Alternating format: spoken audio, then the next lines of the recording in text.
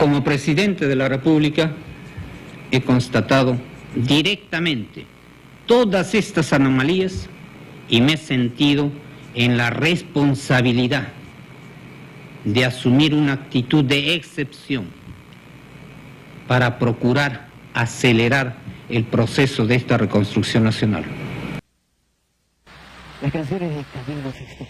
Quiero invitarles, amigos, señores, que han lanzado un comunicado oficial, esto ya es confirmado 100%, se ha pasado en televisión hace cuestión de 20 minutos, quizás un poquito más, una reorganización total del Congreso de la República y algunas cosas más. No sé si hasta cierto punto se suspenden las garantías, pero es posible que ocurra. 12:00 horas. 12 horas, 00 minutos. 12 horas, 00 minutos. Senador Felipe Sterling. Sí, buenas noches. Muy buenas noches, señor presidente del Senado de la República. Le hablamos de Radio Antena 1. ¿Usted quisiera decirnos cuáles son sus expresiones ante esta decisión del señor presidente de la República? Estoy indignado ante el golpe de Estado. Repudio lo que ha hecho Alberto Fujimori. Estoy con arresto domiciliario y algunos colegas senadores han sido detenidos. Y esto es un hecho repudiable y por eso no solamente convoco a los peruanos, sino convoco a los amigos de América, a los hermanos de América, frente a este latrocinio que pisotea la Constitución y la ley. Senador Sterling, hemos querido entender de que usted está con arresto domiciliario. Sí, señor. Estoy detenido. Yo me iba al Senado de la República cuando me enteré, pero estoy arrestado y han rodeado la manzana de mi casa. No puedo moverme, desgraciadamente, en mi casa. Senador, este es un hecho bastante lamentable en vista de que usted no puede estar sujeto a mandato imperativo de ningún tipo por imperio de la Constitución. Así es. En caso de que el presidente haya violado este artículo 210 de la Constitución, ¿quién asumiría la presidencia de la República? ¿Usted o el senador San Román? ¿De quién asume la presidencia?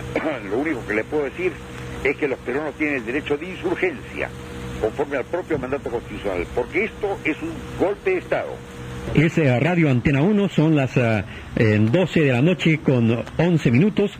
Y ya estamos con el doctor Henry Piz. Doctor Piz, muy buenas noches. Buenas noches. Radio Antena 1 quiere conocer su opinión respecto a la decisión de esta noche. Quiero expresar mi más absoluto repudio a la decisión del presidente de la República. El señor Fujimori ha perdido en este momento legitimidad como presidente de la República porque ha violado toda la legalidad. Ha violado los términos entre los cuales fue elegido presidente de la República. Quiero expresar mi adhesión al presidente del Senado que se ha expresado a pesar de estar detenido en su domicilio y decir que los peruanos, la izquierda en particular, no va a aceptar que se nos imponga otra dictadura. Esta democracia costó mucha lucha y mucho esfuerzo del pueblo y aunque tengamos diferencias con otras fuerzas políticas, una cosa que tenemos que decir es que hoy día quedan suprimidas todas las diferencias. Estamos para defender la democracia y para crear condiciones para que el pueblo pueda hacer efectivamente gobierno. Doctor Henry Piz, muchas gracias y muy buenas noches. Buenas noches. Vamos a ver cuál es la opinión de los trabajadores peruanos. El flamante secretario de la Central General de Trabajadores del Perú, Pedro Wilcatexe. Pedro, muy buenas noches. Muy buenas noches, Henry. Felicito en primer lugar la valentía de Antena 1 de estar propagando el rechazo a esta afrenta contra la Constitución y sobre todo a las leyes de nuestra patria. Los trabajadores peruanos no vamos a permitir de ninguna manera que una vez más se atropelle la Constitución y las libertades en nuestro país. Expresamos nuestra protesta y nuestra condena por esta actitud del presidente de la República, que está violando la Constitución y está poniéndose fuera de la ley. Y ya estamos en comunicación con el senador Gustavo Momi. Senador, ¿el diario La República podrá circular libremente el día de mañana? Tenemos intervención militar. ¿Y esto evitaría que ustedes salgan a Y la también circulación? ha entrado en impresora, ¿no? Es decir, que no se está imprimiendo en este momento el diario La República. Vamos a tratar de sacarlo, pero tenemos intervención militar tanto en la editora como en la impresora. ¿Esto significa que están revisando vuestro material periodístico? Así es, hay una censura en este momento. Senador Gustavo Momi y accionista del diario La República, nosotros tenemos que indicarle que en este momento han dispuesto que cerremos la estación de radio Antena 1. Han dispuesto que cerremos radio Antena 1. Nosotros hemos estado llevando la información a todos los sectores de la población con la pluralidad que el caso requiere. Hemos dado también lectura al comunicado del Comando Conjunto de la Fuerza Armada, el comunicado oficial número 001. Pero en estos momentos, señoras y señores oyentes de radio Antena 1, tenemos que indicar que fuerzas policiales, Fuerzas Armadas, están en la puerta de nuestra estación ordenando que cierre nuestra transmisión, que se cierre nuestra transmisión. El gerente de esta estación, el ingeniero Eduardo Rosenfeld, está en este momento dialogando con las fuerzas militares que se encuentran apostadas en la puerta de radio Antena 1. La directora periodística de esta estación, también Cecilia Laca Sánchez, está haciendo las gestiones necesarias para que nos permitan seguir desarrollando nuestra labor periodística e informativa. Gracias y buenas noches, senador Gustavo Monge. Buenas noches, un abrazo. Muchas gracias. Tenemos que indicarles, amigos oyentes, que en este momento la directora periodística de la radio, Cecilia Laca, está también conversando con los directivos o con los enviados de las fuerzas policiales, y ella tiene algo que decirnos. Sí, Henry, lamentablemente tenemos que comunicar a todo el público y a todos los políticos que nos siguen que a 20 minutos para la 1 de la mañana, representantes del Comando Conjunto se han hecho presentes en nuestra casa periodística Antena 1, ubicado en Paseo de la República 3662, y tenemos que cerrar nuestras transmisiones por orden de los efectivos del Ejército. No sin antes expresar nuestra protesta como periodistas, como medios de comunicación, por esta decisión inconstitucional, por esta arbitraria, como dice el ingeniero Eduardo Rosenfeld, director gerente de esta radio, y Cecilia Laca Sánchez, esta decisión que realmente mella la libertad de información en nuestro país. Nosotros hemos querido brindar toda la información. Señoras, señores, lamentablemente Radio Antena 1 tiene que cerrar su transmisión. Y vamos a cerrar nuestras transmisiones con el himno nacional del Perú. Muchas gracias a todos ustedes. Tenemos que indicarles que hemos estado en la información el ingeniero Eduardo Rosenfeld, Cecilia Laca Sánchez, también ha estado Rosa Ortega. Sí, también ha estado Carlos Paredes en nuestra unidad móvil. Ítalo Quispe en las coordinaciones, Lizardo Causo en la edición periodística, Pepe Alcalde en los controles. Y lamentablemente, señoras y señores, Henry Aragón, periodista de esta estación, expresando su protesta, les dice muy buenas noches y que viva el Perú.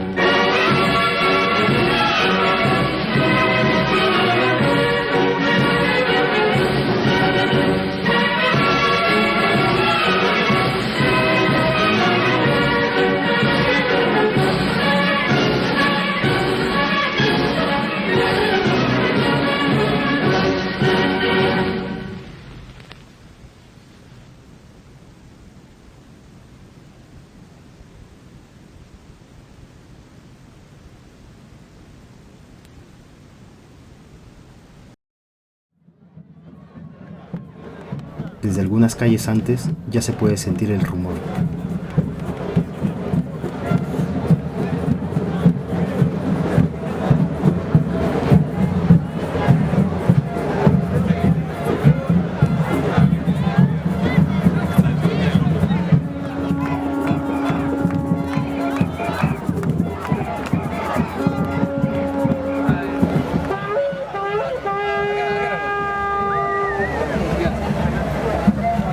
Esos ruidos, esos tambores.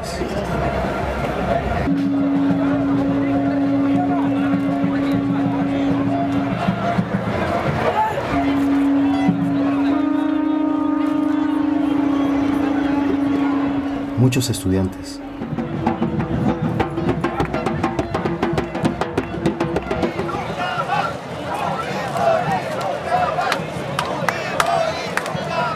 Otros un poco mayores.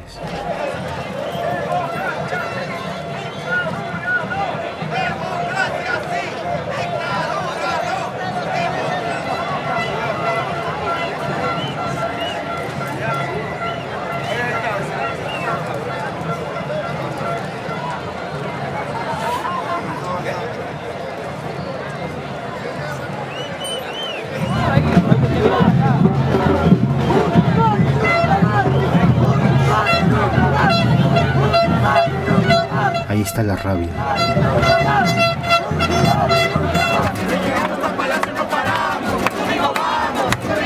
También está la fiesta.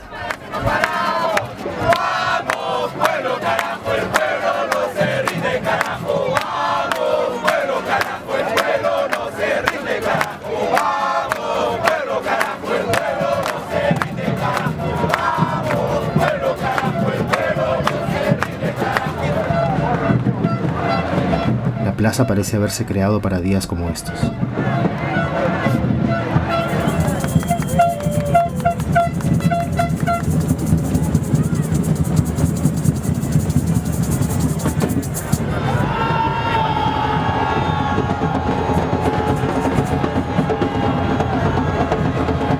De pronto llega ese momento, el momento en que todo queda suspendido. El momento en que 100.000 personas empiezan a marchar. Ya, compañeros,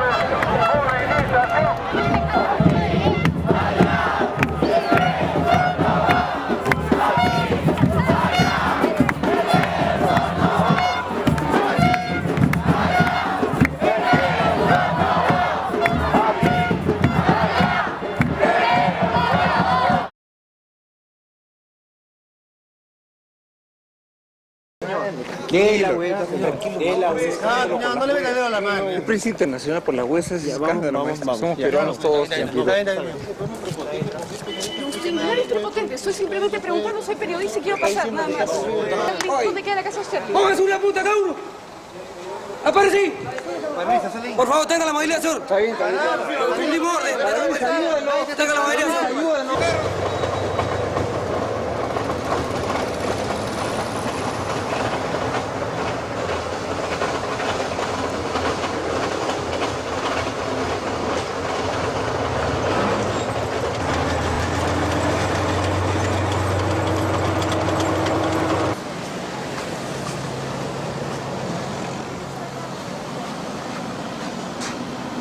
Son las 12:30 de la noche. El Congreso está rodeado por los tanques por la decisión del presidente Fujimori de cerrar el Congreso. A esta hora nadie sabe cuáles serán las consecuencias de esta decisión.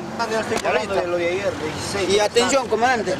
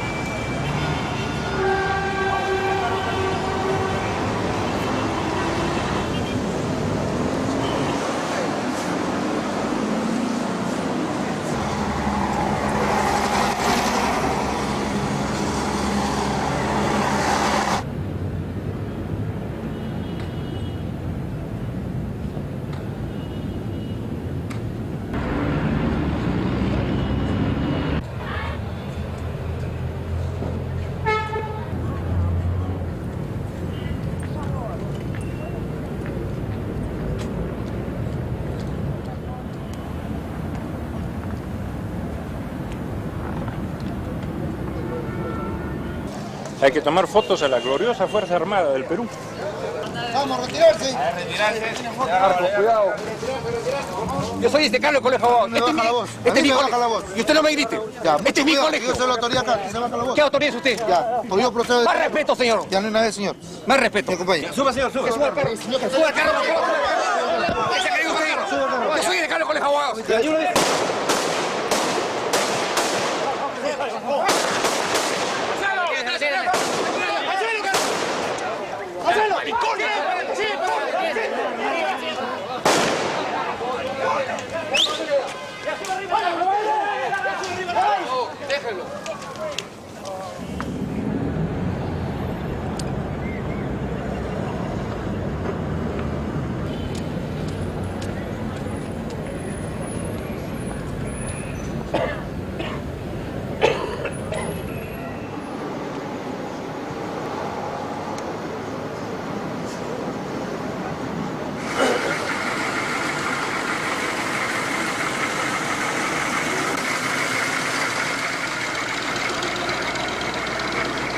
pasa, nadie pasa. Pero estamos cubriendo noticias e información, señor. Totalmente se ha cerrado, totalmente, ni el periodismo.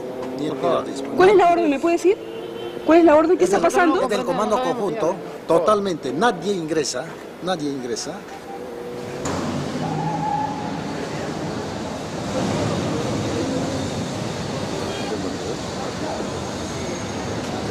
Estamos hablando con el director de la radio.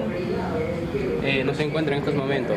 ¿Qué pasó con él? Está haciendo algunas gestiones para que la radio vuelva a operar normalmente y cumpla con su programación diaria, ¿no? Hemos sido interrumpidos y es el motivo por el cual no se encuentra el director. ¿Qué les dijeron? ¿Diga usted? ¿Qué les dijeron? Que simplemente pues ha habido disposición para hacer. Esperando afuera. No podemos llevar a... Ok, gracias. Me pase, señor, me pase. Que venga un oficial. Por favor, señor. Yo exijo que venga un oficial. No le pasa, señor. No me toque usted a mí. Tenga la habilidad de retirar, señor. Usted está acá. Yo estoy acá como presidente del Congreso de la República. Motivando, está perturbando. Yo no estoy perturbando ningún orden. Usted está perturbando Yo he orden. venido a mi casa, que es el Congreso de la República. Yo no perturbo acá ningún orden. Filmen esto y que lo vea todo el mundo. Filmen esto. Filme Univisión, sí, vea.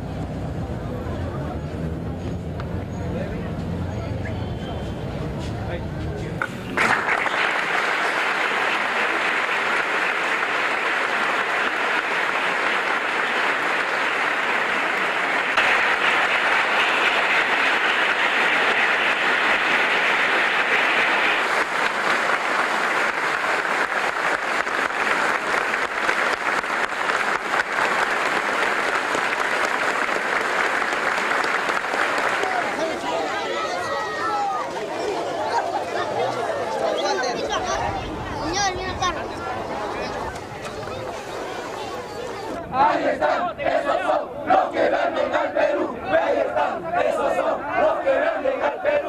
No había calculado en el sentido que la imagen que se podía transmitir fuera de tanques, metralletas y soldados. Por ahí me faltó un asesor de imagen. Por eso yo estoy insistiendo mucho que aquí los militares, las Fuerzas Armadas y policiales, lo que han hecho es, primero por convicción, acatar una decisión del presidente de la República, que en el país es jefe supremo de las Fuerzas Armadas.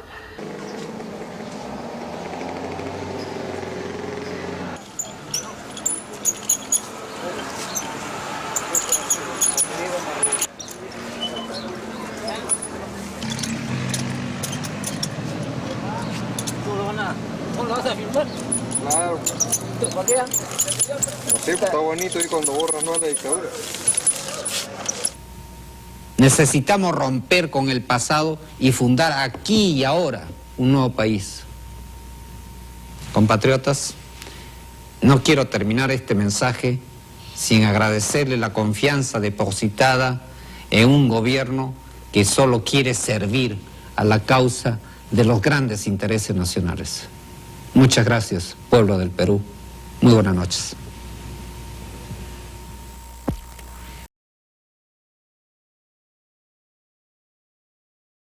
Novoa Peña, segundo vicepresidente Eduardo McBride. Hombres y mujeres en la calle me han dicho con la franqueza que los caracteriza, casi gritando: ¡Chino! ¡Sigue adelante! ¡No retrocedas! ¡Juicio a los corruptos! La CONFIEP fue la única institución de la sociedad civil que publicó un comunicado, una carta pública en el periódico, apoyando a Fujimori. Y justamente fue un gerente de la CONFIEP a quien yo entrevisté, quien me dijo más o menos el año 94, 95, nosotros estábamos buscando un Pinochet y lo encontramos. Vamos a dejar que el olor de la podredumbre nos impida respirar. ¡Claro que no! El pueblo peruano no quiere ninguna clase de dictadura, mucho menos la dictadura que había, la dictadura de los ineptos y de los corruptos. Entonces, a partir de ahí se concentró el poder en la presidencia y se generó un aparato social, ¿no?, que todavía le sirve a Keiko, digamos, ¿no? De vinculación con los pobres. Se repartían alimentos, se construían colegios, había obras pequeñas que se realizaban. Todo eso lo concentró Fujimori en el Ministerio de la Presidencia, MIPRE. En paralelo, se consolidó el poder de Montesinos, que manejó la policía, el ejército, luego el poder judicial, que también es intervenido en el golpe, ¿no es cierto? Y todo lo que a él le interesa. Él sabía que para mantenerse en el poder y para blindarse, él también tenía que relacionarse con los grandes empresarios, acercarse a los grandes empresarios, ¿no? Y ese creo que es uno de los primeros videos, una de las primeras reuniones entre Montesinos y Dionisio Romero Seminario, ¿no? El empresario más poderoso del Perú. Probablemente la votación es mucho mayor que la que está haciendo. Eso es verdad, pero yo solo quiero cuestionar de que no seamos triunfalistas, tengamos una manera de encontrar nosotros, porque lo que necesitamos es inteligencia, no que nos cojudeen. Entonces tenemos que tener la información para ver si vamos bien o vamos mal y qué actuar. Y ojalá que no caigamos en ese triunfalismo. Tenemos la información, la tenemos muy precisa, el tema lo tenemos muy claro. Estamos trabajando bien. Montesinos cree que es de fundamental importancia tener el apoyo explícito de los grandes empresarios a la reelección. Y ahí, digamos, uno puede observar claramente cómo Montesinos corteja a Romero, y Romero le dice, bueno, arréglame una serie de problemas, ¿no es cierto? Entonces ahí donde Romero, a cambio de la famosa entrevista que concedió en Expreso, apoyando a la reelección de Fujimori y criticando al entonces alcalde de Lima, Andrade, como contrapartida, Montesinos le hace el favor, acuerdan que haya administradores judiciales de empresas pesqueras que no le pagan al Banco de Crédito, ¿no? Y le arregla el problema. La plena conciencia y su posición ya formal ante nosotros, está sin apoyo, estamos en la trinchera, nosotros te pediríamos, digamos, que eso también se traduzca, digamos, no tanto en el tema de dinero, no de apoyo económico, en declaraciones, por ejemplo, que te preguntaran en algún momento, te dijeran, ¿y usted qué opina? No sé si ahora debe de continuar en la alcaldía o ser presidente. Entonces uno que no debería, bueno, es un buen alcalde, el pueblo se elegió por 4 años, y estimamos que el señor debe de terminar sus mandatos, y no debe, como se nuestro haber sido elegido, habiendo prometido continuar 4 años, porque así prometió, dijo yo puedo decirlo y a mí me lo ha garantizado, entonces que no va a ser presidente de la República, va a ser alcalde. La opinión tuya en ese sentido tiene un peso fundamental, ya genera una corriente de opinión del empresariado, o sea, en el comercio puede ser en el comercio con un periódico o en el Expreso. Entonces ahí se ha generado durante 10 años una dictadura, ¿no? Porque devino en eso, y los ricos se hicieron inmensamente ricos. Y ese poder continúa hasta ahora, con más fuerza todavía, porque no se alteró el modelo económico, se firmaron tratados de libre comercio y se mantuvo básicamente esta idea de que la principal función del Estado es promover las grandes inversiones, no los pequeños y los medianos, los grandes inversionistas. Para ellos, protecciones en los tratados de libre comercio, para ellos contratos de estabilidad jurídica, para ellos vinculación íntima, directa, con el Estado.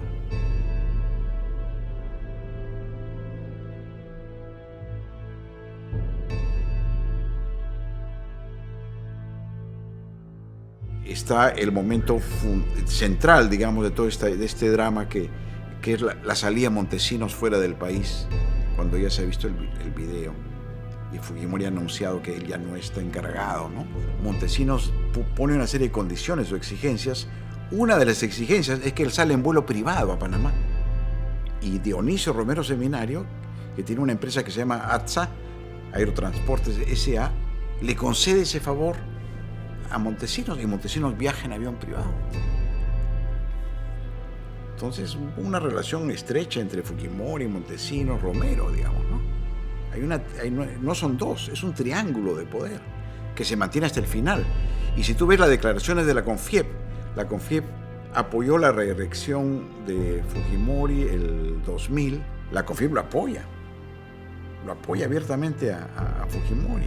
incluso critica las movilizaciones sociales porque es un ruido político que va a afectar la transición. Quien debe cambiar es el gran empresariado. El problema está en la CONFIEP y al interior de este gremio, en el ala dura, ¿no? Este es el sector que más se ha beneficiado del fujimorismo y que en el fondo continúa con esa mentalidad de que, mira, los rivales hay que arrinconarlos y desaparecerlos, hay que sacarlos del camino, ¿no? No son tolerables, son peligrosos. En realidad parecen terroristas, ¿no? Es el mismo lenguaje. Hay protesta minera, es el terrorismo antiminero. Aparece Verónica Mendoza, debe ser terruca, ¿no? No dicen que debe ser terruca y por lo tanto tratada como tal. Hay otro sector empresarial que es más liberal, digamos, que está más dispuesto a escuchar, a negociar, que no se asusta, ¿no? con propuestas, digamos, de generar sistemas de rendición de cuentas, tolerar más, digamos, regímenes más favorables para los trabajadores. De algún modo, políticamente se expresa en esta elección entre el sector Kuczynski, digamos, ¿no? Más dialogante, más dispuesto a entender que hay problemas muy serios en el país, como por ejemplo el agua, ¿no? Y sectores más duros que son atraídos hacia el lado de Keiko Fujimori. Somos un gran equipo. Podemos llegar mucho más lejos.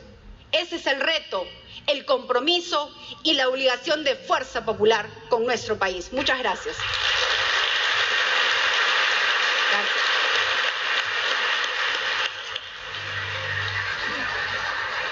Conoce muy de cerca a Keiko Fujimori, ha sido colega de ella, usted era congresista de Unidad Nacional, estaba en la bancada fujimorista, trabajó con ella de cerca, o sea, la conozco perfectamente.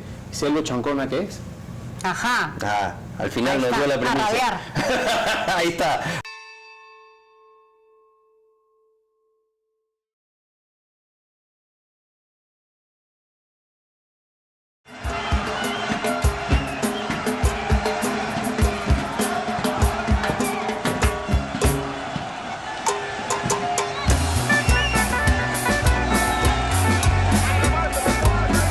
A fines del 2014, miles de jóvenes salieron a marchar contra una ley que minimizaba sus derechos laborales.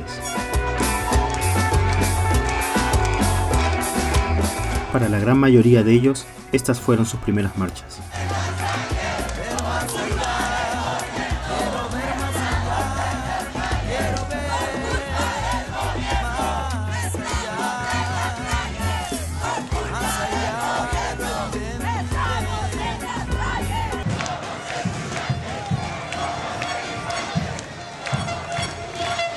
¿Quién iba a decir que estos jóvenes iban a ser los primeros peruanos de nuestra historia en ir a marchar, no al centro de Lima, sino a las oficinas de los empresarios, a la misma sede de la CONFIEP?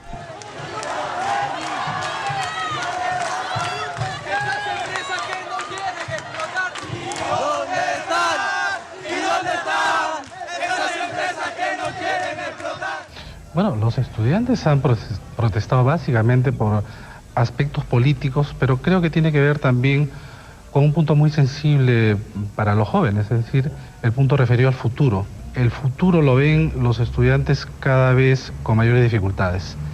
Consideran ellos que sus propios derechos ciudadanos y políticos se verán cercenados.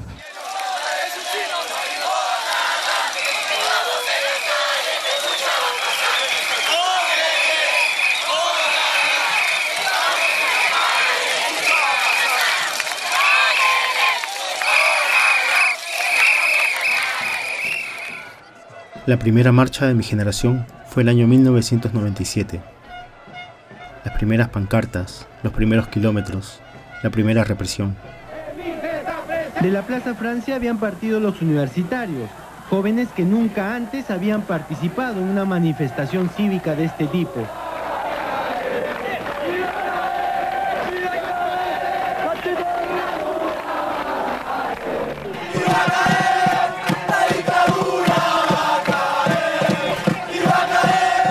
La primera vez que miles de personas gritaban un apellido que antes era casi prohibido mencionar: Montesinos.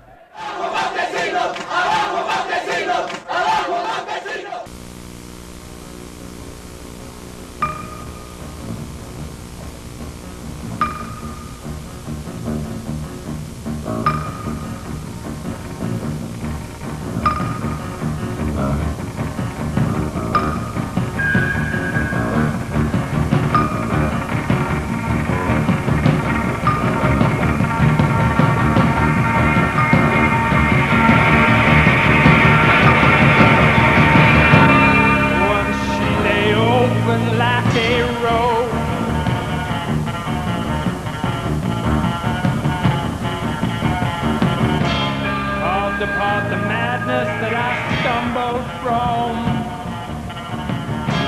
but she fell away. She fell away. Shed me like a skin. She fell away. Let me hold in everything. La destitución de los 3 magistrados es la gota que rebalsó el vaso. La frase que por toda la universidad pusimos fue basta de indiferencia. ¡Somos estudiantes! ¡No somos terroristas! ¡Somos estudiantes! ¡No somos terroristas! ¡Somos estudiantes! ¡No somos terroristas! Fujimori había sido reelegido presidente en 1995, pero ya a fines del 96, el Fujimorismo había creado la Ley de Interpretación Auténtica, una ley que iba a permitir una siguiente reelección de Fujimori. Los magistrados del Tribunal Constitucional se opusieron rotundamente a la ley y Fujimori los destituyó. El presidente de la República puede serlo por 2 periodos de 5 años cada uno, y cuando multiplica 5 por 2 dice que es 15, es decir, que va a ser el año 2005. Y no se preocupen que en el año 2005 va a decir, ay, me equivoqué, comencemos a contar de nuevo. Si la ciudadanía quería evitar esa futura reelección, debía conseguir 1.200.000 firmas para convocar un referéndum. Estudiantes de todo el Perú se unieron bajo el lema "Un estudiante, un planillón". Los universitarios salieron a las calles en busca de firmas para el referéndum contra la reelección. Los universitarios del Perú asumimos el compromiso de trabajar día a día hasta lograr en un plazo inmediato el 1.200.000 firmas. Siendo seguidos, un poco con las llamadas telefónicas también han estado intervenidos los teléfonos y sobre todo con la gente que es mismo integrante del servicio de inteligencia que viene a decirnos, oye, ya tienes tu folder. Y eso es un poco que amedrenta, ¿no? O sea, fichado. Al final se lograron más firmas de las requeridas, pero la mayoría fujimorista del Congreso logró que el referéndum fuera a votación. Por el sí, 45 señores congresistas, y por el no, 67, y una abstención. En consecuencia, el proyecto de ley número 3.924 ha sido rechazado. 45 por el sí. Por el no, 67. 45 a 67. ¡Murió la democracia!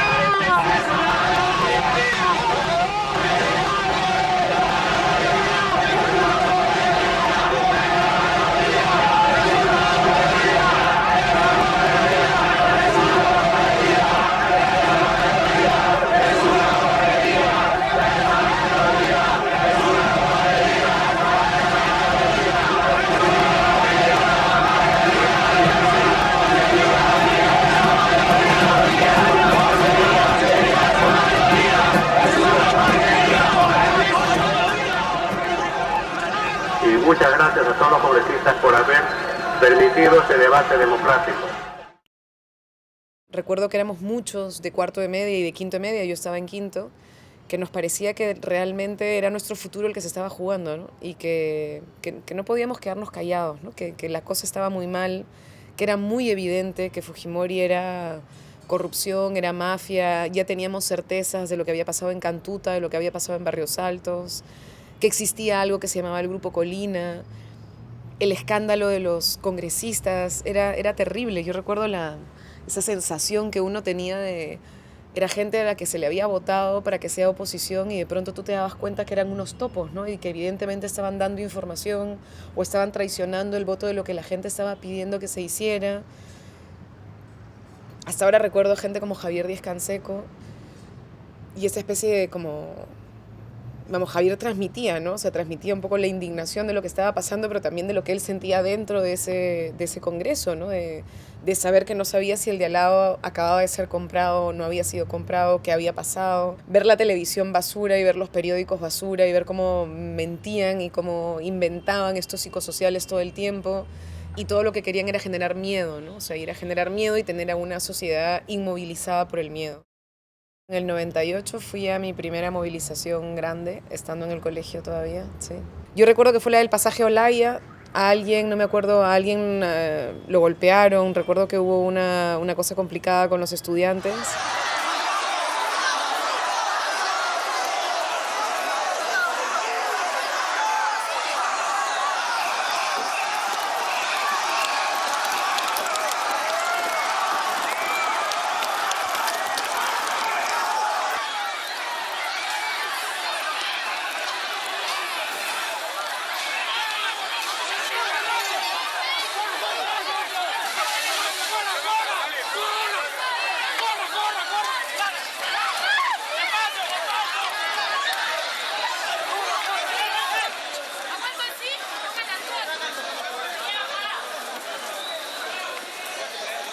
¿Qué hace esta dictadura, esta represión a los jóvenes? Nosotros hemos venido con una marcha pacífica para que el señor Fujimori y la sociedad peruana se dé cuenta que los jóvenes estamos presentes, que queremos un país mejor.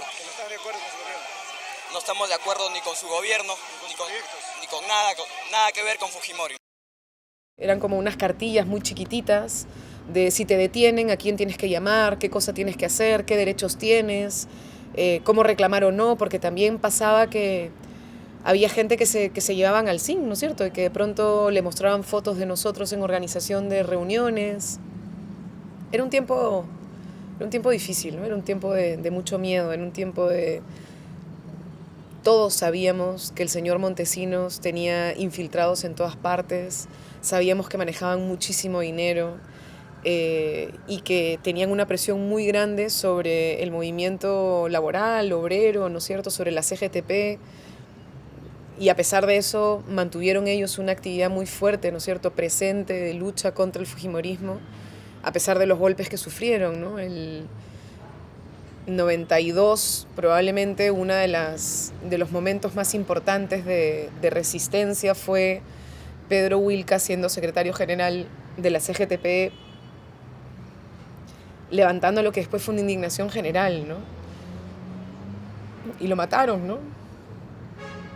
Y hacía mucha gente. Entonces, yo sí siento esa época como un tiempo en el que la gente dijo, se acabó.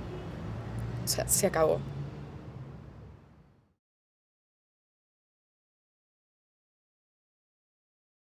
Nuestra industria está en crisis, los trabajadores estamos desocupados. Una herramienta que simboliza al gremio de construcción civil, esta carretilla está vacía, señor presidente.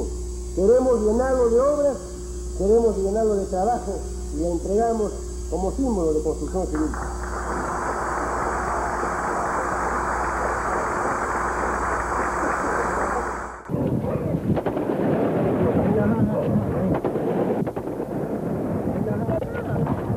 Una lluvia de piedras que cae tratando de agredir a los policías.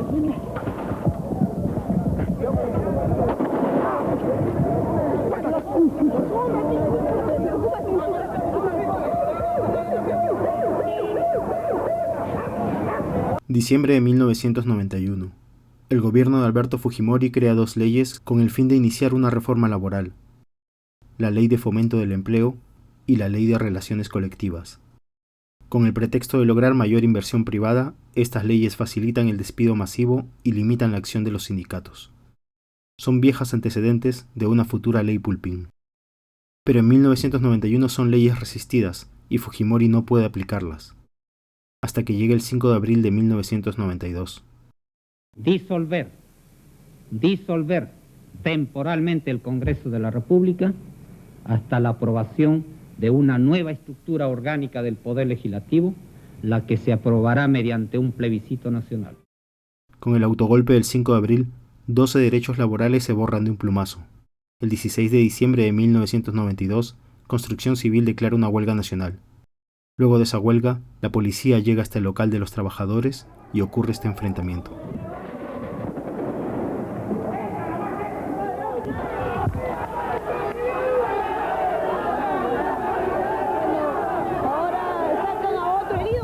Un compañero ha fallecido, a eso estamos viniendo, el compañero Mamani Romero, quien ya está confirmado su fallecimiento como consecuencia de este atentado que ha hecho la policía a nuestro local. Esto es el 16 de diciembre de 1992. 2 días después, el grupo Colina matará a Pedro Wilca. Buenos días, mi nombre es Flor Wilca, soy hija de Pedro Wilca Texe, secretario general de la CGTP y dirigente de Construcción Civil hasta 1992. Era una persona incómoda, un blanco del gobierno de ese entonces, del gobierno de Fujimori, que empezó a hacer una campaña de desprestigio contra los trabajadores, contra sus dirigentes, contra las organizaciones políticas. Lo acusó de ser una camarilla de la CGTP, dijo a los empresarios en el CAE de 92 que en este país ya no mandaban más las cúpulas de la CGTP. Nos comentó en casa que bueno, que se le había acercado una persona en CADE, un militar, dijo él. Este señor le dijo a él que tuviera mucho cuidado, que el gobierno iba a radicalizarse mucho más todavía en implementar lo que estaba pensando hacer y que bueno, iba a llevarse de encuentro a todo lo que tratara de oponerse, ¿no? Terminamos de desayunar y se demoraba el señor que le ayudaba conduciendo el carro, no llegó y nosotros dijimos, bueno, vámonos, ¿no? Nos levantamos de la mesa, él habló en el desayuno de lo importante que era estudiar y seguir estudiando, ¿no? Eso es lo que comentamos en el desayuno ese día. Lo acompañamos en el carro, yo, el hijo de Marta lo acompañó también.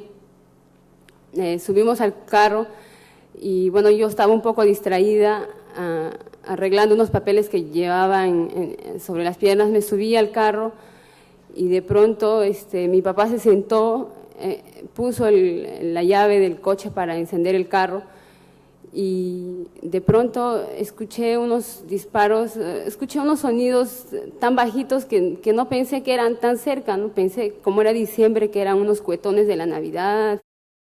Eran tan bajitos que ni siquiera me di cuenta, ¿no? Y de pronto empezaban a hacer más y más y más, y cuando me di cuenta había gente hacia alrededor del chofer, hacia el lado izquierdo del carro, rodeando a mi papá.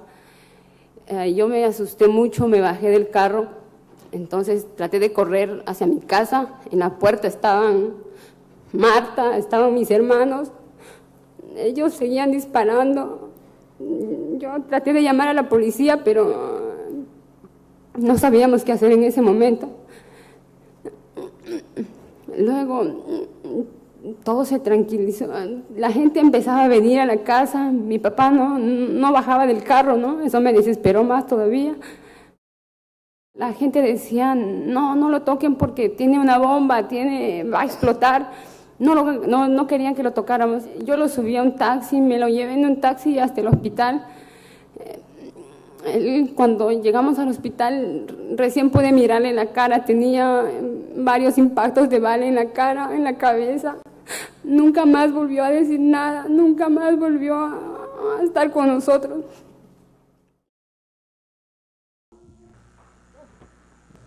El técnico Pedro Pretenda Marzo es el que asesinó a Pedro Wilca Texe. Él es el que asesinó una orden superior, con orden superior. O sea, el general Rivero Lazo. El general Rivero Lazo, en mi presencia, denunció, ordenó al mayor Martín para que asesinen a Pedro Wilca Texe porque él había amenazado de que iba a realizar paros nacionales para 1993.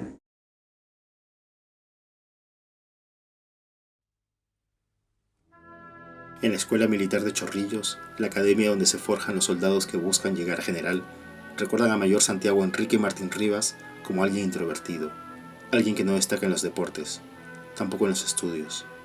Termina en el puesto 33 de un total de 48 cadetes. El año 81 viaja al conflicto del Falso Paquilla, en Ecuador. En aquel monte rocoso, Martín Rivas conocería al héroe que marcaría su carrera, José Colina, un capitán con grandes habilidades para el camuflaje y la contrainsurgencia. Colina se había ofrecido voluntario para una misión que nadie más hubiera aceptado. Tenía que filtrarse en las filas de Sendero Luminoso. El capitán Colina aprende las jergas, las arengas, la filosofía de los terroristas. Cumple su labor con honor hasta el 13 de noviembre de 1984, cuando es ejecutado por una patrulla militar en Huancavelica. Algunos dicen que los soldados lo toman por terrorista y por eso le disparan a quemarropa. Otros dicen que no, que durante su misión descubrió que malos militares participaban del tráfico de cocaína y fue eliminado porque sabían que él los iba a denunciar. Para agosto de 1991, Martín Rivas ordena a 2 de sus hombres llevar a la señora Teresa Galle Rivero, madre del capitán Colina, hasta el cementerio El Ángel. Delante de ella, Martín Rivas jura vengar la vida del capitán y proclama que ese sería el nombre de su destacamento secreto, el Grupo Colina. Guillermo Supo, Nelson Carvajal, Arturo Arce, Hugo Coral, José Alarcón, Carlos Caballero, José Gamarra, Carlos Salazar, Jorge Benítez, Julio Chuqui, Marco Flores, Clemente Alayo, Fernando Leca, José Tena, todos bajo la coordinación del coronel Fernando Rodríguez. Se sienten elegidos. No es para menos. El alto mando del ejército los ha convocado para liderar un comando clandestino de vengadores frente a los ataques terroristas. Años después los describirían como un destacamento hecho de matarifes, sin físico, torpes, gente que quería imitar a los agentes de la CIA o el Mossad, pero que solo se habían dedicado a matar por dinero. 3 de noviembre de 1991, la primera gran misión del Grupo Colina. 8 hombres bajan de 2 camionetas frente a una casona de Barrios Altos. Antes de entrar en acción, entrelazan las manos y gritan: por Colina, vencer, siempre vencer. A esa hora los vecinos del Jirón Guanta celebran una pollada. Los 8 hombres se abren paso gritando cerveza, cerveza, pero no traen ninguna botella, sino 8 ametralladoras MP5, con cartuchos de 9 milímetros, cada una con silenciador. Se ponen los pasamontañas, toman a los ocupantes de la habitación 110 y los arrojan al patio interior de la casona. ¡Terrucos de mierda!, les gritan. ¡Tírense al suelo, concha su madre, perros asesinos! Tomás Libias, un vendedor de helados, protesta. Le responde con una bala. Antes que caiga al piso le caen 4 proyectiles más. Filomeno León, el organizador de la pollada, pregunta: ¿qué pasa, jefe? 7 balazos le quiebran la voz. No tiene tiempo de gritar. Disparan indiscriminadamente durante 2 minutos. Un niño de 8 años se lanza sobre los restos de su padre. Le caen 11 impactos de bala. En estos momentos la Policía General está retirando a un menor de... Al día siguiente el fiscal encontrará 111 casquillos en el piso y 39 proyectiles incrustados en la pared. Terminado el operativo, el Grupo Colina sube a las camionetas, prenden sus sirenas policiales y salen de Lima, con dirección a la Panamericana Sur, a la playa militar La Tiza, donde los espera un buffet de pescados, mariscos y cerveza. El presidente está orgulloso, dice Martín Rivas. No está conforme con lo del niño, pero comprende los daños colaterales. Habla con tal convicción que parece haber hablado con el mismo Alberto Fujimori. Una de esas noches, o quizá esa misma, Martín Rivas empieza su romance con la agente Mariela Barreto, integrante del equipo número 2 del Grupo Colina, a cargo del técnico Julio Chuqui Aguirre, alias El Enterrador. El 17 de julio de 1992, Sendero Luminoso detona un coche bomba con 600 kilos de dinamita en Lima, en la calle Tarata, el corazón de Miraflores. 30 personas son asesinadas brutalmente. Al día siguiente, el 18 de julio, el Grupo Colina llega hasta el campus de la Universidad Enrique Guzmán y Valle, La Cantuta, y se llevan a 9 estudiantes y a un catedrático. Son terroristas, corren la voz. Nadie más verá a esos estudiantes ni a ese profesor con vida. Ocultan los cuerpos en una fosa común, en la carretera que conduce al distrito de Huachipa. Pero algo falla. Martín Rivas tiene un mal presentimiento. Mucha prisa, muchos cuerpos, mucho caos. Ordena a su equipo que desentierre los cadáveres, que reduzcan los cuerpos a cenizas. Es más seguro así. Va el agente Chuqui, acompañado de Pedro Pretel Damaso. Chiquito, le decían por su imponente estatura. Pretel saca los cadáveres. Dice que ha contado bien, que ya están todos.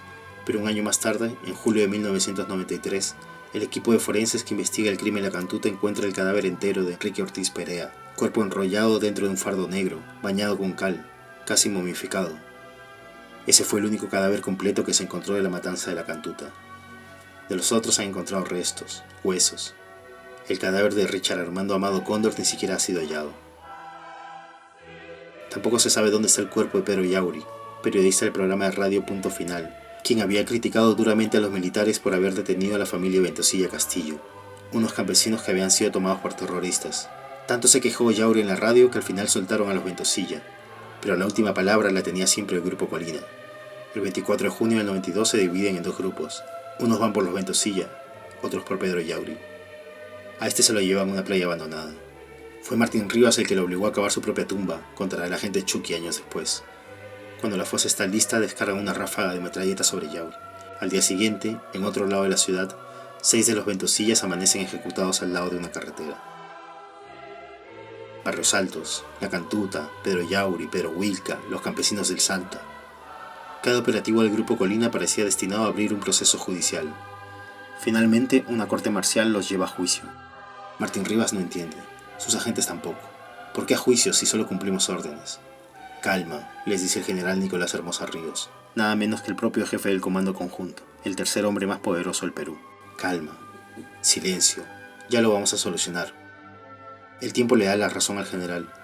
En 1995, el gobierno de Alberto Fujimori da una ley de amnistía y el Grupo Colina sale libre. Se sienten protegidos. Ya ven, dice Martín Rivas, el Estado nos cuida. Pero algo se tuerce. Poco a poco, los agentes empiezan a morir. El 23 de marzo de 1997, una niña encuentra el cadáver de la agente Mariela Barreto. No hay rastro de su cabeza ni de sus manos. Los médicos concluyeron que antes de ser descuartizada, le quebraron la columna, le quemaron los pies, le rajaron los codos y las rodillas. Una tortura brutal y sostenida. Un par de semanas antes, el 8 de febrero de 1997, la agente Leonor La Rosa fue detenida en el cuartel general del ejército. La acusaban de haber filtrado documentos a la República. El 19 de febrero entró de emergencia al Hospital Militar del Ejército. Un día más tarde tuvo un paro cardiorrespiratorio. Abandonó el hospital en silla de ruedas. Ese mismo mes, Chiquito Pretel termina tendido sin vida sobre el asfalto en un extraño accidente de tránsito. Iba manejando su moto por la avenida Angamos, en Surquillo, cuando un auto lo choca por detrás. Extrañamente, había un carro del ejército cerca del accidente. Unos militares recogen el cuerpo y se llevan al chofer al Pentagonito para tomar su declaración. Horas más tarde lo sueltan, sin dar parte a la policía. El 26 de diciembre de 2006, la Corte Interamericana de Derechos Humanos responsabiliza al Perú por los asesinatos de la Cantuta. Le abren un nuevo proceso a Martín Rivas, pero esta vez en un tribunal civil. Él se convierte en fugitivo. Un día, Martín Rivas se entera de que una fiscal ha encontrado más de $20 millones a nombre del general Hermosa Ríos. No lo puede creer. Si él iba preso era justamente por haber obedecido las órdenes de su general, de Montesinos, de Fujimori. Decide dar su versión en una serie de entrevistas al periodista Humberto Jara. Durante una de esas entrevistas, cae detenido. Una mañana calurosa de 2007 empieza el juicio a Martín Rivas. Ahí se reencuentra con el general Hermosa, ex jefe supremo de todos los institutos armados durante 7 años. También está el general Julio Salazar Monroe, ex jefe nominal del CIN. Los acompañan el general Juan Rivero Lazo, ex jefe de la Dirección de Inteligencia del Ejército, el general Luis Cubas Portal, ex jefe de Comando de Logística del Ejército DINTE, los coroneles Víctor Silva Mendoza y Alberto Pinto Cárdenas, ex jefes del Servicio de Inteligencia del Ejército CIE, y el coronel Fernando Rodríguez, quien fuera responsable del Grupo Colina ante el alto mando militar. Martín Rivas se siente un idiota. Es el único personaje de todos los que han sido procesados por los tribunales anticorrupción que no amasó una fortuna. El sujeto que dice a todas luces ser un analista formado por los aparatos de inteligencia no pudo advertir que obedecía órdenes de los generales más corruptos de nuestra historia. Ese día también se reencuentra con los hombres que una vez comandó. Hace más de 5 años que no veía a toda la pandilla. La última vez que lo hizo tenían una orden de captura sobre sus cabezas. En un taller de mecánica, Martín Rivas los convocó para dar las últimas órdenes. Un solo puño, una sola versión. Aún entonces se consideraba un equipo donde no cabía lugar para la traición. Pero han pasado 7 años ya. Ahora todos han sido capturados. Aún peor, piensa Martín Rivas. Muchos se convirtieron en colaboradores eficaces o se acogieron a la confesión sincera. Varios han testificado contra él, indicándolo como el sicario particular de Alberto Fujimori y Vladimiro Montesinos. Quizás por eso cuando llega al juicio no lo saluda. Por cómo se expresa, no parece un matarife de sangre fría, más bien parece un conferencista de autoayuda. Formula preguntas que él mismo responde, se indigna, evoca silencios, arregla su cerquillo. El niño, repite. En la guerra han muerto más de 1000 niños. ¿Alguien hace justicia por ellos? Está frustrado. Repite que él no forjó ninguna fortuna, no como los generales corruptos que tiene al lado. Él es un hombre de oficina, el autor del Libro Rojo, el libro que había sentado las bases de la guerra contra Sendero Luminoso y el MRTA. Se ve a sí mismo como el verdadero protagonista de la lucha contra el terrorista, por encima incluso de Fujimori y Montesinos. Desde hace 14 años, Martín Rivas ha tratado de decirnos que le debemos una disculpa, porque él terminó con la subversión. Este es el único lugar del mundo en donde el Estado se acusa a sí mismo, exclama. Pero él ya no es el Estado. Tampoco es un soldado. Y tampoco vengó al capitán Colina. Fue al revés. Hizo lo mismo que hicieron sus verdugos. Asesinó a aquellos que se atravesaron entre la cocaína, el dinero y el ejército. Lejos de proteger a los débiles, como manda el himno castrense, se ocupó de asesinar a sangre fría a sujetos que no tenían cómo defenderse. Durante el proceso, nadie pudo demostrar que las personas que asesinó el Grupo Colina en Barrios Altos tuvieran algún vínculo con Sendero Luminoso. Tampoco han podido demostrar que los alumnos de la Cantuta estuvieran implicados en el atentado de Tarata. El Grupo Colina nunca capturó a ningún líder de Sendero Luminoso. El Grupo Especial de Inteligencia de la Policía, el GEIN, a cargo de Benedicto Jiménez, capturó a Abimael Guzmán y a su comité central sin detonar un solo explosivo. Pero eso ya no importa. Ahora lo único que importa es negarlo todo. Martín Rivas asegura que no conoció a los hombres asesinados en la Cantuta. El representante del Ministerio Público, incrédulo, le lee uno por uno los nombres de sus víctimas. Martín Rivas simplemente contesta: no los conozco.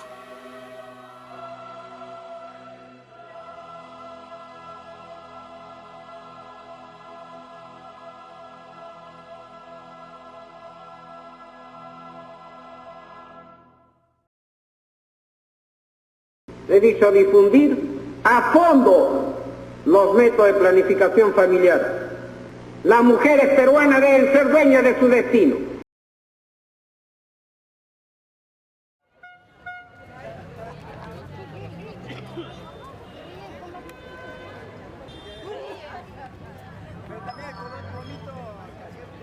Estuvieron viniendo de acá de la posta, los enfermeras, solicitando pacientes para hacerse, mujeres para hacerse la ligadura de trompas de falopio. Entonces, mi hermana fue una de ellas, ¿no? Vinieron en varias oportunidades a incentivar que se haga esta ligadura. Varias veces venían que no iba a pasar nada, que no se preocupe, que era cuestión de un par de horas nada más. Fue al mediodía y dijo que un par de horas estaba regresando, pero transcurrió el tiempo y no vino. Y una de mis cuñadas fue a averiguar a la posta y le dijeron que mi hermana estaba bien, que se había intoxicado y que se había ido a Piura a hacerse atender, que ella se había ido por sus propios medios y que todo estaba bien, que no nos preocupemos. Entonces mi prima, como es trabajadora, se ha acercado a la clínica y a mi hermana la encontró en cuidados intensivos, estaba en coma. Ya han regresado mi prima a decirle a mi mamá pues el problema que había pasado, ¿no? Que mi hermana estaba bastante delicada, que estaba en coma y que tenían que ponerse fuertes acá, inclusive decir si no nos dejaban entrar que iban a llevar a la policía, porque en una clínica particular se entiende que tiene que haber bastante apoyo para la familia, deben dejar ingresar. No había negligencia médica, eso es lo que dijeron, que no indemnizaban. No, dijeron que no se podía hacer nada. No hubo ningún tipo de ayuda para mis sobrinas que quedaron pequeñas, ningún tipo de atención, por lo menos atención psicológica para mis padres, no hubo nada. Se quedó así nomás, ya transcurrieron 10 años.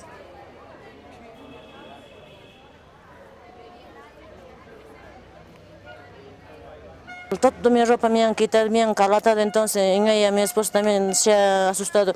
¿Qué cosa le van a hacer a mi esposo? Porque los también están alcanzando a hacer toda su ropa, diciendo, me han amarrado a la camilla, en ella es lo que me han hecho así, entonces, no sé, como una cosa es que estarían jalando así, me han jalado, entonces he gritado todavía, wow, ¿qué me están haciendo así? Me han puesto Anastasia, supongo la Anastasia estaba pasando ese rato, no sé, entonces me he dado cuenta, me han jalado, no sé cómo una cosa, entonces de ahí me he ido a mi casa, estuve mal casi un mes, no podía ni orinar, así agachadito nomás caminaba como una viejita. Ahorita no puedo cargar ni una robita de maíz, nadita, cuando cargo, cuando trabajo, así cuando voy a la puna, así total cansado, mi cintura no me deja, mi espalda, así, entonces así nos ha hecho ese año en 96.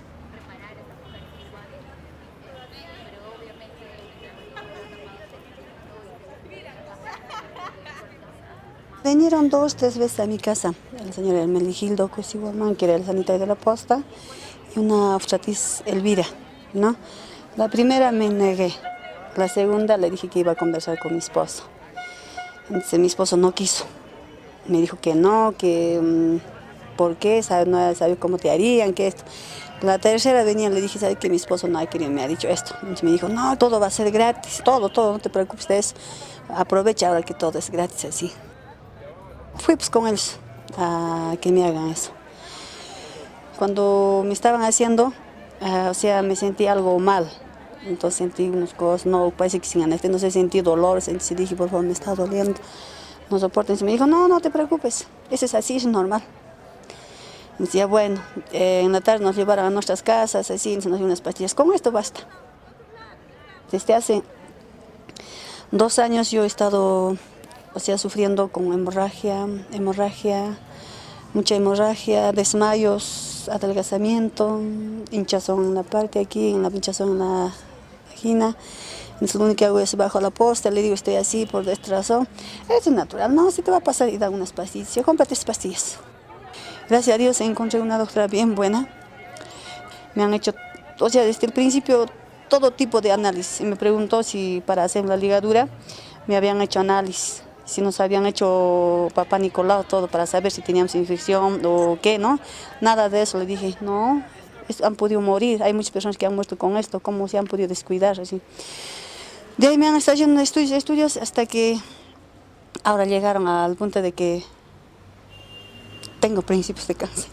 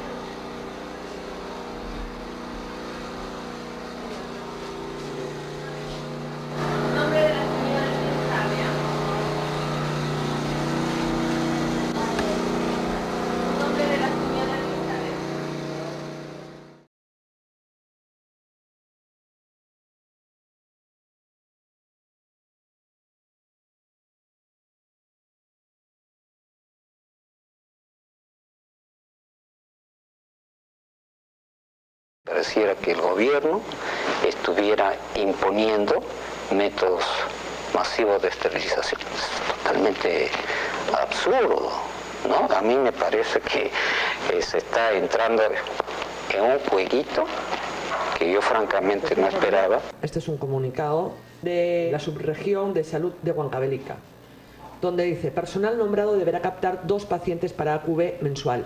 Personal focalizado deberá captar 3 pacientes para AQV mensual. Personal CLAS deberá captar 3 pacientes para AQV mensual. Aquí sí, nos establece... Está bien. Estos documentos que no tienen logo del Ministerio de Salud, aquí lo tiene. ¿no es cierto? Hay unos sellos que a mí me deja... Porque en aquella época circularon muchos documentos apócrifos. A nadie, pues, en sus 4 cabales la van a meter a una sala de operaciones a la fuerza. Eso a mí no me vengan a decir, porque es imposible. La persona tiene que firmar la autorización, la señora y el esposo, y después irse a la esterilización después de tener 4, 5, 6, 7 hijos. ¿No? Hay testimonios de mujeres que dicen haber sido esterilizadas contra su voluntad. Bueno, eso es un decir.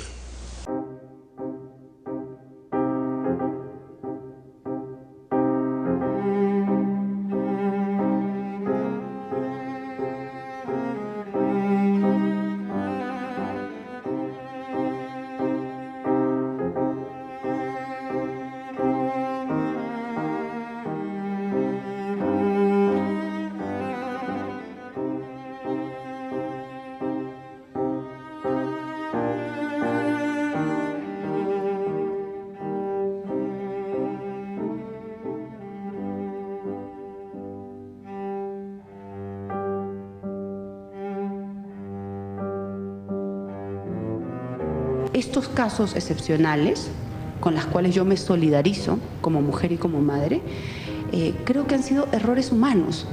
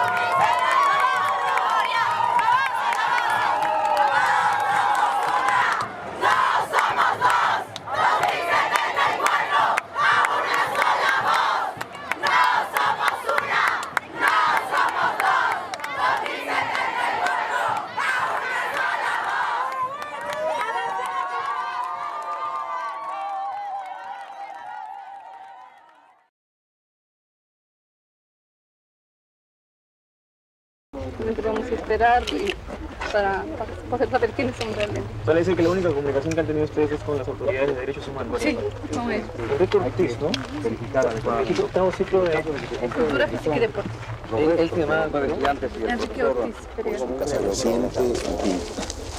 Y no hay forma de comunicarse, que es dramático. ¿Cómo se enteró tú? Por una llamada telefónica.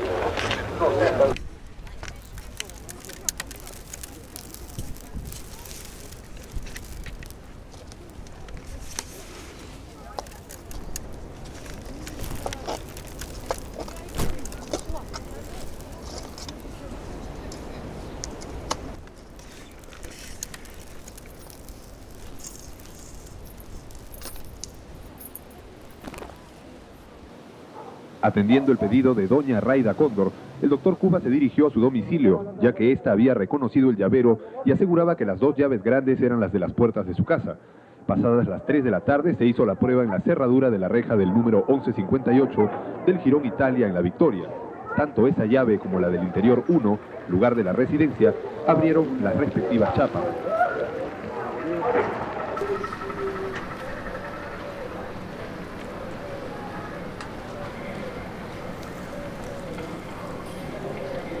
Luego hay una parte que es tremenda, dice: debido a que el tiempo apremiaba, toman la carretera central con dirección a Lima y en plena marcha ordena a los integrantes de su equipo ejecutar a todos los capturados.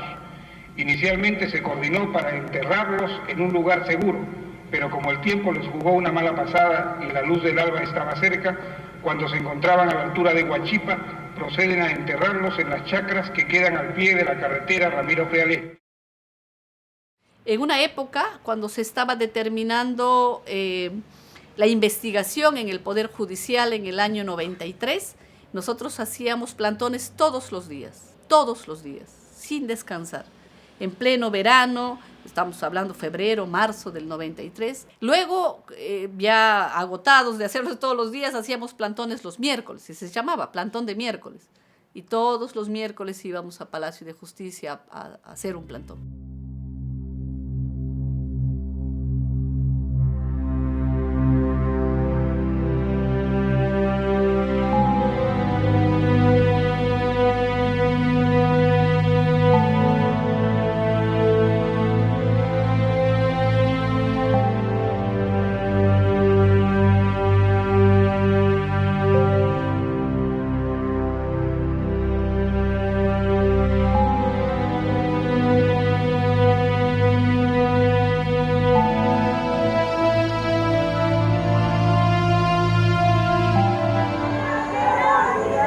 ¿Cómo olvidar a Armando?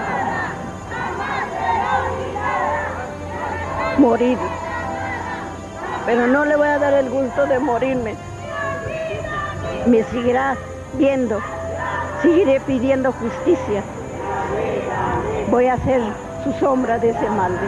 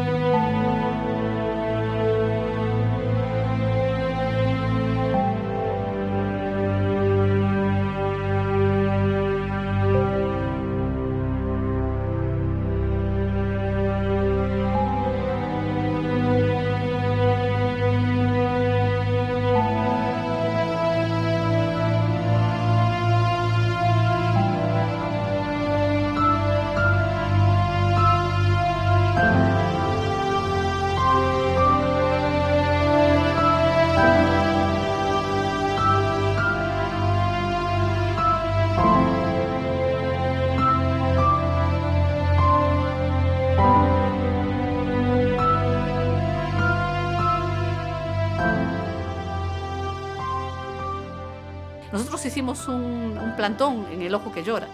Tempranito en la mañana, más o menos desde las 7 de la mañana estuvimos en El Ojo que Llora porque sabíamos que a primera hora, hora chilena, 9 de la mañana, 7 de la mañana aquí en Perú, la Corte Suprema se iba a pronunciar. Y estábamos ahí cuando se conoció la decisión de la Corte Suprema, ¿no? Realmente fue para nosotros emocionante. Hoy venimos a ofrecerles nuestra lucha, clara, diáfana, luminosa, como la luz de estas velas, llena de vida como estas flores.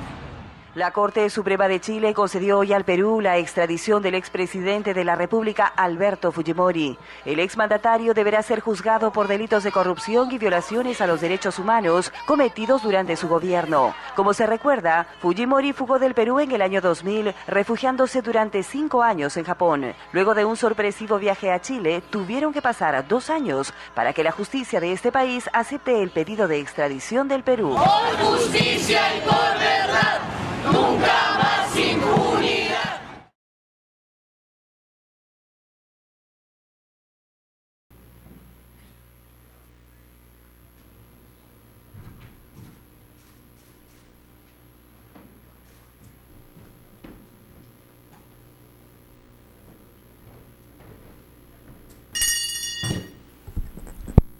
Se abre esta última sesión de la audiencia de este juicio, 161ª.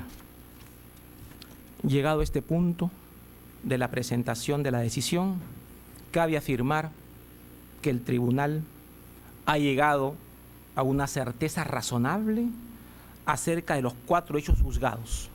Está probado que el gobierno del acusado Alberto Fujimori, a la par de la estrategia descrita, implementó a través de lo que llamó una nueva estrategia, una reacción radical contra el terrorismo. Sí, lo está. Está probado que el acusado Alberto Fujimori estructuró y ejecutó una estrategia político-militar paralela a la que pregonaba públicamente, cuyo objetivo era la eliminación de los terroristas, decisión que se articulaba por medio de su asesor Montesinos Torres y del aparato organizado de poder que formó. Sí, lo está. Está probado que por ello protegió tanto a Montesinos Torres como al general Hermosa Ríos e incluso a los ejecutores materiales a quienes se les concedió amnistía y proporcionó recompensas a través del jefe del CIE. Sí, lo está. Está probado que el acusado Alberto Fujimori es responsable de dichas operaciones porque las ordenó a partir de su dominio el aparato de poder organizado que instituyó desde el SIN. Sí, lo está. El tribunal hace constar terminantemente que los 29 agraviados reconocidos en los casos Barrios Altos y La Cantuta, cuyos nombres se indican en el párrafo 783.1 y 2 del fallo, no estaban vinculados a las acciones terroristas de Sendero Luminoso, ni integraban esa organización criminal. La Sala Penal Especial de la Corte Suprema de Justicia de la República falla, declarando infundadas las cuestiones probatorias deducidas por la defensa del acusado Alberto Fujimori, conforme a los acápites 2, cuestiones probatorias, 3, prueba videográfica y audiográfica, y 4, otros cuestionamientos probados del capítulo 1 de la parte 2 de la presente sentencia. En tal virtud, le impusieron 25 años de pena privativa de libertad, que computada desde el 7 de noviembre de 2005, en que fue privado de su libertad en Chile, atendiendo a la solicitud de extradición, hasta el 18 de junio del 2006, en que obtuvo libertad bajo fianza, y desde el 22 de septiembre de 2007, en que fue puesto a disposición de este tribunal, vencerá el 10 de febrero del año 2032.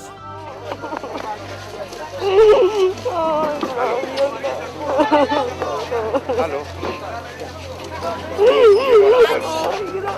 Aló. A los males que han ocurrido en nuestro país y este camino seguirá viejo. Vamos.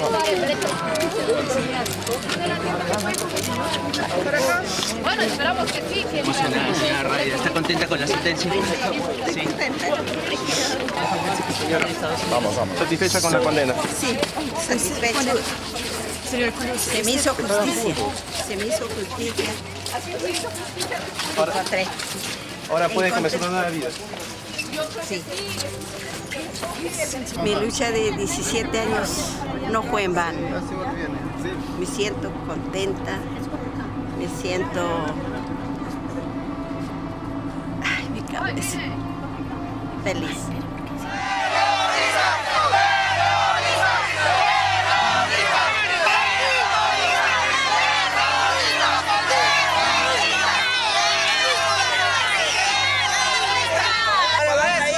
Su cheque, pasan por caja. Defensores de terrorismo. Por llorar, por los huesos de su familia. Tus lloronas que has contratado.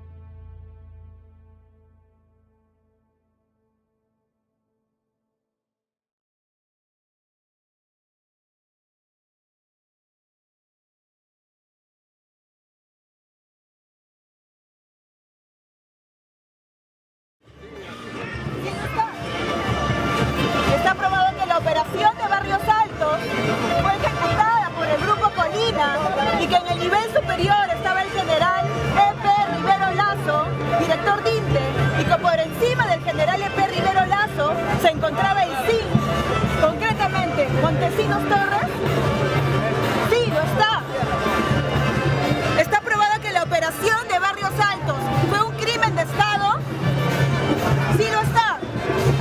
Está probado que en horas de la madrugada del 18 de junio de 1992, 9 estudiantes y un profesor de la Universidad de La Cantuta fueron conducidos por miembros del Grupo Colina al kilómetro 1,5 de la carretera Ramiro Prialé, Huachipa, donde los ejecutaron extrajudicialmente y enterraron clandestinamente. Sí lo está. Está probado que meses después se trasladaron algunos cuerpos de las víctimas al lugar denominado Quebrada Chavilca del distrito de Cieneguilla, donde previamente procedieron a su incineración. Sí lo está. Está probado que el traslado de los cadáveres, incineración y utilización de la cual tuvo por finalidad no dejar vestigio alguno, desaparecer los cuerpos y ocultar la verdad de lo acontecido. Sí lo está. Está probado que el asesinato de los 9 estudiantes y un profesor de la Universidad La Cantuta también responde a un patrón de crimen de Estado, de ejecuciones extrajudiciales. Sí lo está. Está probado que los integrantes del Grupo Colina, Sosa Saavedra y Carvajal García, se les entregó cintillos de pacificación nacional el 19 de agosto de 1994, pese a que ya habían sido objeto de una condena firme por desaparición forzada y ejecución extrajudicial en el caso de La Cantuta. Sí lo está. Está aprobada la operación frustrada de eliminación física de los ciudadanos de Julio Simón Murano y Javier Díaz Canseco Cineros por parte del Grupo Colina. Sí lo está. Está aprobado que el Senado, el 15 de diciembre de 1991, oficializó la conformación de una comisión investigadora de ese crimen, la misma que no concluyó su cometido como consecuencia del golpe de Estado del 5 de abril de 1992. Sí lo está. Está probado que luego de ocurrida la desaparición forzada y la ejecución extrajudicial de los alumnos y profesor de La Cantuta, sus familiares denunciaron las desapariciones en diferentes instancias públicas y judiciales sin recibir amparo alguno. Sí lo está. Está aprobada la participación activa del CIN en estos actos de encubrimiento, donde desde las dependencias se proyectaron los oficios de respuesta a los requerimientos concursales, las resoluciones del foro militar que investigaba los sucesos y las declaraciones de los involucrados. Sí lo está. Está aprobado que todo este conjunto sistemático de actividades que involucraron a los sectores más sensibles del Estado y poderes públicos fue autorizado, dirigido y controlado por el acusado Alberto Fujimori. Sí lo está.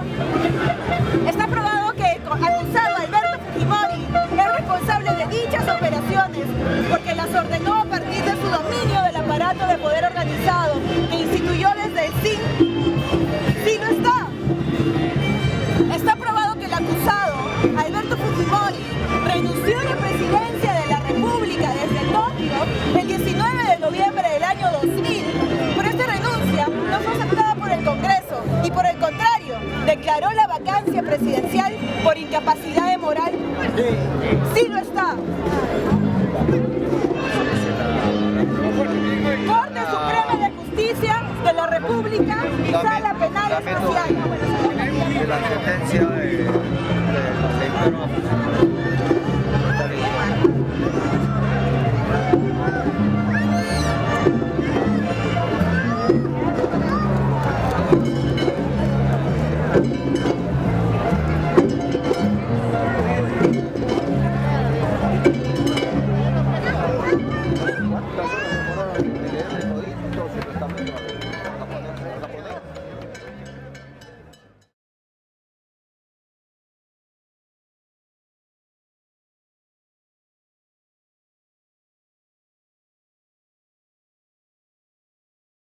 ¡La dictadura ya cayó!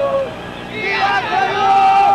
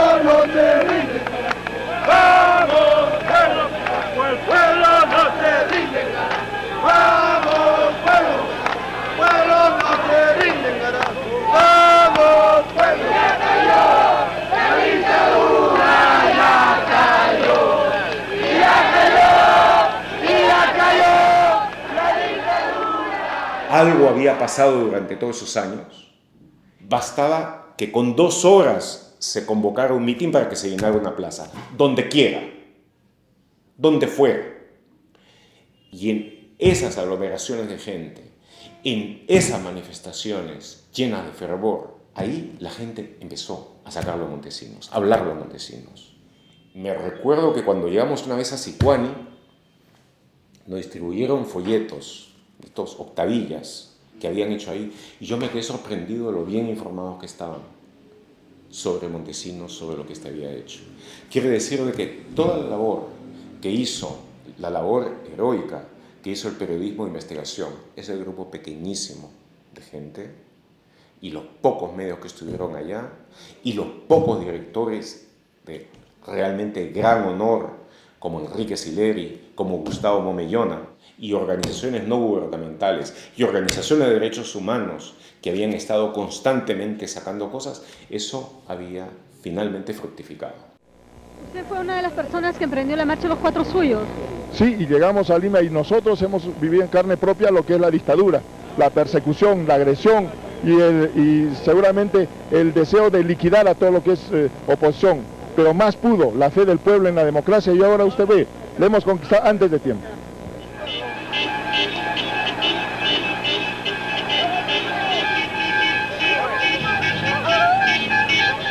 El entusiasmo, la decisión de que al fin hemos logrado la democracia, la gran victoria, y valió la pena, y los 4 suyos, y el esfuerzo, y todo lo que se hizo, y ahora que hemos descubierto todo lo que significaba la corrupción y lo tenemos documentado, ningún otro país ha tenido la virtud de poder tener todo eso también organizado en los videos, que ellos mismos lo hicieron, que ellos mismos crearon la biblioteca que iba a documentar lo que habían sido. Después queda en nada.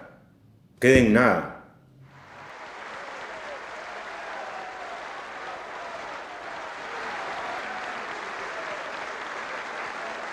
Para muchos, la recuperación de la democracia fue solamente recuperar los procedimientos democráticos. Fue recuperar elecciones limpias, un jurado nacional y una OMPE que te garantice un mínimo de procedimiento. Pero el montaje de lo que significaba el fujimorismo lo dejaron intacto. O sea, lo dejaron ahí, gobernaron con eso, gobernaron con su constitución. O sea, es decir, esa constitución nació del golpe. Esa constitución consagró las razones de fondo de las esterilizaciones forzadas, del despido masivo de trabajadores. Y esa constitución la mantuvieron y se encargaron de manera sucesiva de decir que este país salía adelante porque tenía una constitución neoliberal. Y porque ese modelo no había que tocarlo. Acuérdate que en el 2000 había toda una discusión sobre, no, cuidado, no toquen el modelo, ¿no? O sea, que el modelo económico quede tal cual está, solamente hay que recuperar la institucionalidad democrática, ¿no?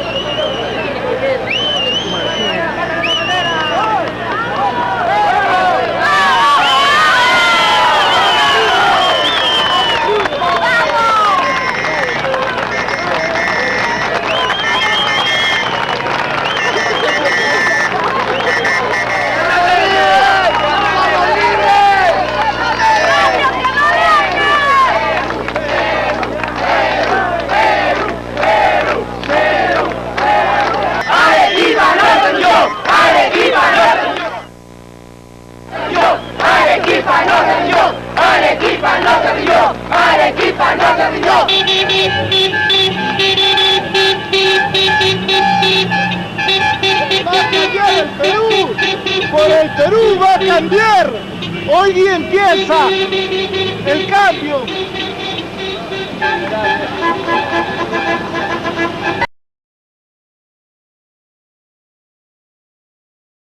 Efectivamente, mi experiencia es la política. Tengo 20 años en política. Fui primera dama de la Nación a los 19 años. Hubo un día en que al asesor Vladimiro Montesinos se le descubrió en el mayor acto de vergüenza y corrupción que el país recuerde. ¿Qué hizo su socio, Alberto Fujimori? ¿Hizo un deslinde? No, lo primero que hizo fue defenderlo, darle seguridad. Entre otras cosas, el presidente habló sobre su ex asesor, Vladimiro Montesinos. Se encuentra en Lima, con toda la seguridad que le corresponde, seguridad un poquito mayor que la que tienen los ministros.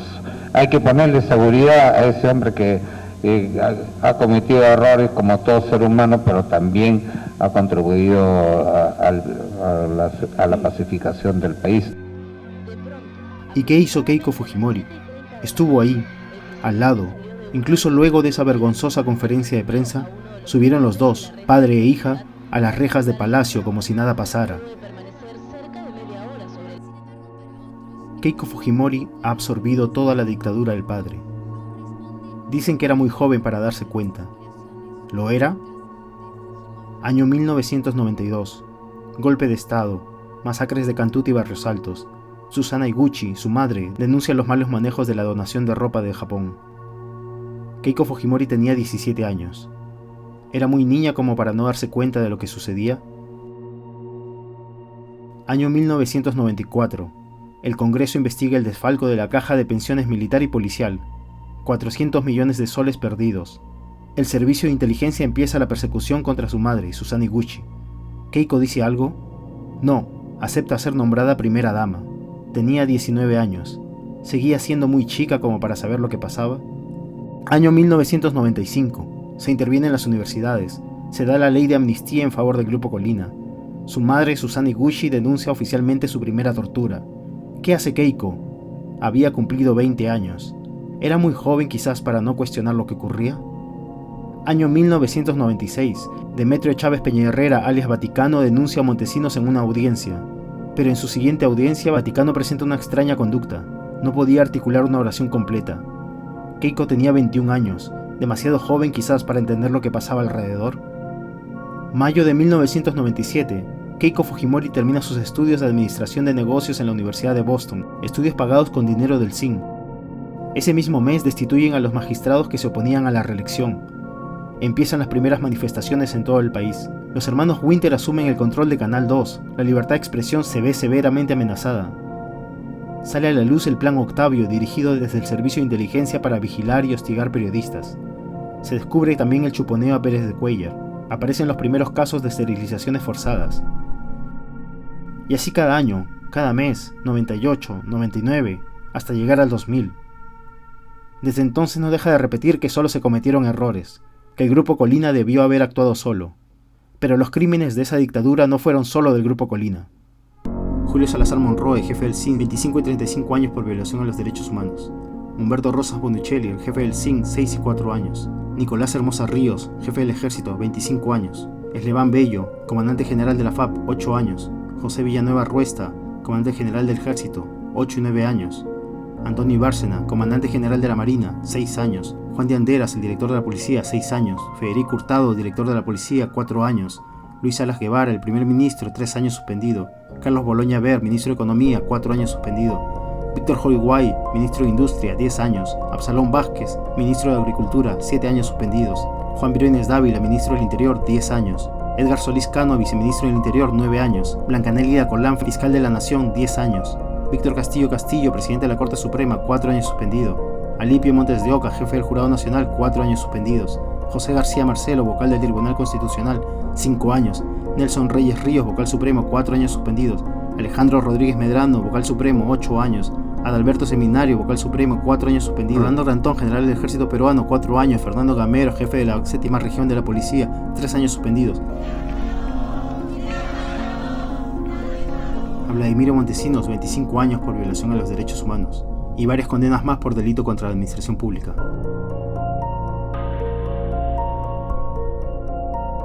Keiko Fujimori se sigue rodeando del mismo equipo. Ahí está Yoshiyama, el ministro del golpe. Ahí está Klimper, el ministro en la peor época de la dictadura.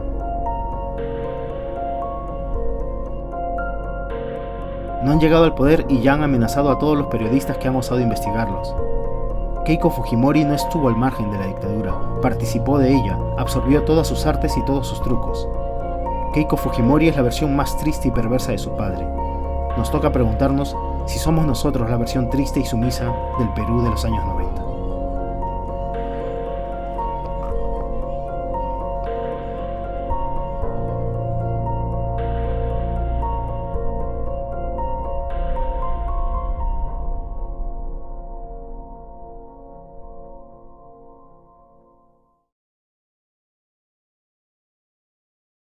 Quiero defender la democracia.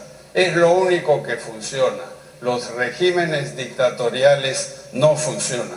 No más Grupo Colina, no más esterilizaciones forzosas. Hacer un llamado a todos los peruanos de cualquier convicción política para defender la libertad y cerrarle el paso con nuestros votos al retorno de la dictadura, la corrupción y la mentira. ¿Va a amnistiar a Fujimori? No.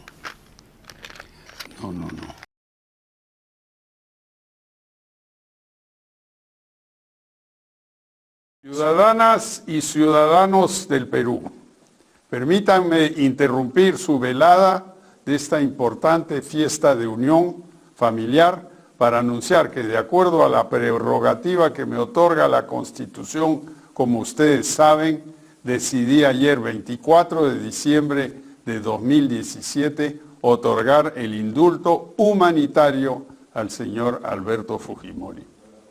Antes de continuar, quiero compartir con ustedes mis sentimientos. Quiero decirles que quizás esta ha sido la decisión más difícil de mi vida. Se trata de la salud y las posibilidades de vida de un expresidente del Perú que, habiendo cometido excesos y errores graves, fue sentenciado y ha cumplido ya 12 años de condena. Reitero que esta decisión en beneficio de Alberto Fujimori, amparada en las funciones que la Constitución me otorga, se asienta en razones humanitarias y en lo que considero mejor para el futuro de nuestro país, para el futuro de nuestros hijos. Suscribo este mensaje como testimonio de mi decisión, una de conciencia, la cual someto respetuosamente al Tribunal de la Historia.